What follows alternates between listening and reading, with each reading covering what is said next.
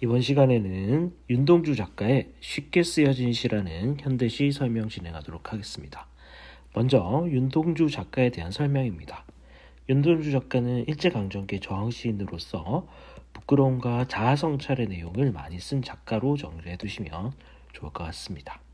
그리고 해당 시는 일본 유학 중에 쓴 시로 육천방이란 좁은 공간에서 있는 화자의 독백을 통해 어두운 시대 상황에 갇혀있는 식민지 지식인의 고뇌와 자기 반석 그리고 현실 극복 의지를 그리고 있는 작품이다 정도로 정리를 할 수가 있겠습니다. 성격과 주제 두 가지를 먼저 살펴보자면 성격은 고백적, 명상적, 저항적, 미래지향적 성격을 띠고 있고 주제는 암담한 현실에 대한 극복 의지를 드러내고 있는 내용을 담고 있습니다. 자, 첫 번째 연부터 살펴보도록 하겠습니다. 창밖에 밤비가 속살거려. 자, 여기 이제 밤비라는 것은 시간적 배경의 의미를 가지고 있고 밤비가 속살거린다. 일단 밤비라는 것은 암울한 시대에 부정적 현실을 나타내고 있습니다. 속살거린다는 건 청각적 십상 또는 의인법을 확인할 수 있는 구절이다 라고도 정리할 수가 있겠습니다. 육첩방은 남의 나라. 이 육첩방은 일본식 다다미방. 다다미라는 건 돗자리가 생긴 친구인데 이게 6장 정도 깔릴 수 있는 공간이라고 보시면 되겠습니다. 이건 이 남의 나라라는 것은 일본 유학 중이라는 걸 알 수가 있습니다.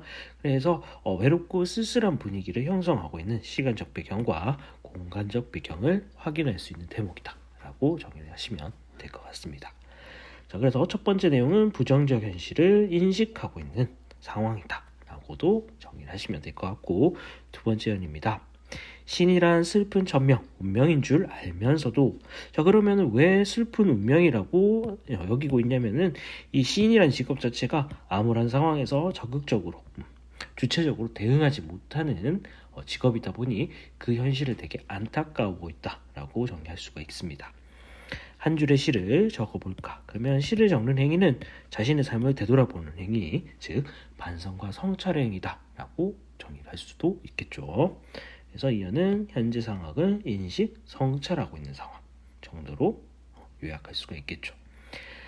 땀내와 사랑내 포근하게 풍긴 땀내와 사랑내 후각적 심상 사용하고 있고 보내주신 학비 봉투를 받아서 그래서 부모님의 사랑과 헌신의 표현이다 라는 걸 알 수가 있습니다. 그리고 3년은 학생 신분인 화자의 모습을 확인할 수가 있습니다.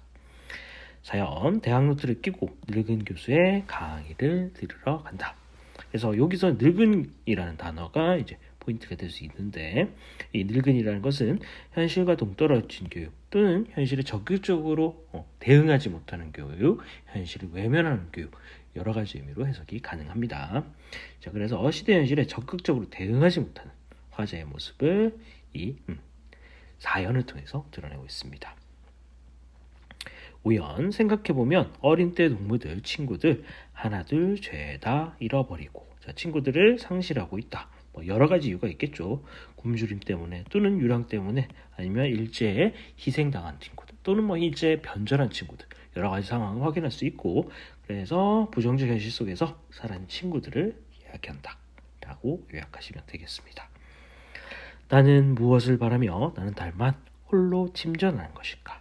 침전한다는 건 마음이 무거워지고 있다 라고 볼 수가 있겠죠. 무기력하고 소극적인 자신을 인식하고 있습니다. 그래서 현실의 암담함을 느끼고 있는 화자 정도로 요약할 수 있겠습니다. 자, 7년 인생은 살기 어렵다는데 시가 이렇게 쉽게 쓰여지는 것은 부끄러운 일이다. 그래서 반성 성찰의 결과 부끄러움을 느끼고 있다 라고 정리를 하시면 되겠죠. 그 이유는 부정적 현실에서 암울한 현실에서 적극적으로 대응하지 못하는 자신에 대한 부끄러움이다 라고 정리하시면 될 것 같습니다. 자, 7년과 8년에서는 이제 태도가 바뀌는 부분이 나타나는데 이 8년 부분에서 이제 그 태도가 바뀌는 이유가 나타나고 있습니다. 현실의 재인식이라고 할 수 있는데 그러니까 1000년과 지금 8년이 동일한 내용으로 구성되어 있습니다. 하지만은 이 행의 순서가 바뀌어 있죠. 행을 뒤집어 봄으로써 현실을 다시 다르게 한번 살펴본다는 의미로 해석을 하시면 좋을 것 같습니다. 자, 그 정도로 넘어가시면 되겠고 구연 등불을 밝혀서 어둠을 조금 내밀고. 자, 그래서 여기서 등불은 저항정신, 의지적 태도로 정리할 수 있겠고, 어둠은 부정적 현실, 이렇게 보시면 되겠습니다. 시대처럼 올 아침을 기다리는 최후의 나. 그래서 이 시대라는 건 시간을 의미하고, 아침은 긍정적 미래, 밝은 미래를 의미합니다. 그래서 시대처럼 온다는 건 그 반드시 오는 미래에 대한 강한 확신의 표현이다 라고 정리할 수도 있습니다.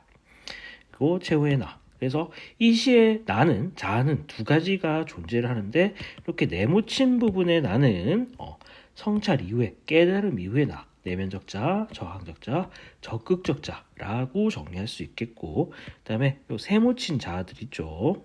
세모친 자아들은 현실적이고 소극적인 자, 반성적 자, 이렇게 정리할 수가 있습니다. 그래서 총 나라는 표현이 5번 나오는데, 이렇게 부정적 의미의 나는 3번, 긍정적 의미, 깨달음 이후의 나는 2번 나옵니다. 마지막 년입니다. 나는 나에게 작은 손을 내밀어서 눈물과 위안으로 잡는 최초의 약수다. 이 약수라는 표현은 이전까지는 내적 갈등이 있었는데, 그 갈등을 해소하고 있고, 그 해소를 통해서 저항적 삶을 다짐하는 내용이 나타난다 라고 정리를 할 수가 있겠습니다. 자, 지금까지 윤동주 작가의 쉽게 쓰여진 시 설명 진행하였습니다.